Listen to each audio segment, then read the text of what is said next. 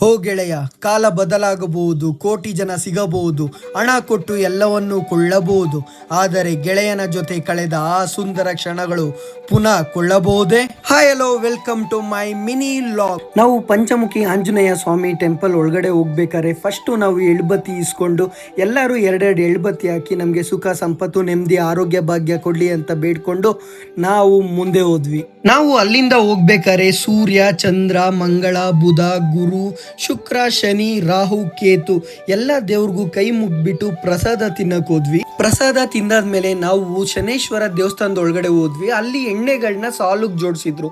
ಯಾಕೆ ಅಂತ ಅಲ್ಲಿರೋರ್ನ ಕೇಳಿದ್ವಿ. ದೇವ್ರ ಮೇಲೆ ಎಣ್ಣೆನ ಹಾಕ್ಬಿಟ್ಟು ಸಂಕಲ್ಪ ಮಾಡ್ಕೊಳಪ್ಪ ಅಂತ ಹೇಳಿದ್ರು. ನಮ್ ಬಾಸ್ನ ಕ್ಲೋಸ್ ಅಪ್ ಅಲ್ಲಿ ನೋಡ್ಬೇಕು ಅಂತ 10 ರೂಪಾಯಿ ಟಿಕೆಟ್ ತಗೊಂಡ್ವಿ.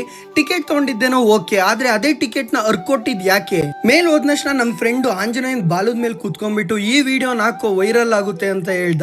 ನೋಡ್ತೀನಿ ವಿಡಿಯೋ ವೈರಲ್ ಆಗುತ್ತೋ ಇಲ್ವೋ ಅಂತ. ಲಾಸ್ಟಿಗೆ ನಮ್ ಬಾಸ್ಗೆ ಕೈ ಮುಗ್ಬಿಟ್ಟು ನಾವು ಯಡಿಯೂರ್ಗೆ ಹೊರಟ್ವಿ. ಯಡಿಯೂರ್ಗೆ ಯಾಕೆ ಹೊರಡ್ತಾ ಇದೆ ಅಂದ್ರೆ ಲಾಸ್ಟ್ ವಿಡಿಯೋದಲ್ಲೇ ಹೇಳಿದ್ದೆ, ನಮ್ ಸ್ಕೂಲ್ ಫ್ರೆಂಡ್ ಮದ್ವೆ ಇವತ್ತು, ಅದಕ್ಕೆ ನಾವೆಲ್ಲ ಹೊರಟ್ವಿ. ಅಲ್ಲೇ ಇದ್ದಿದ್ದ ತಾತಂಗೆ ಹೋಗ್ತಾತ ಊಟಕ್ಕೆ ಜಾಗ ಇಟ್ಕೋ ಅಷ್ಟ್ರಲ್ಲಿ ನಾವು ಬಂದ್ಬಿಡ್ತೀವಿ ಅಂತ ಹೇಳ್ಬಿಟ್ಟು ನಮ್ ಸ್ಕೂಲ್ ಫ್ರೆಂಡ್ ಸಂಜುಂಗೆ ನಾವು ಹ್ಯಾಪಿ ಮ್ಯಾರಿಡ್ ಲೈಫ್ ಅಂತ ವಿಶ್ ಮಾಡ್ತಾ ನಾವು ಮನೆಗೆ ಹೊರಟ್ವಿ.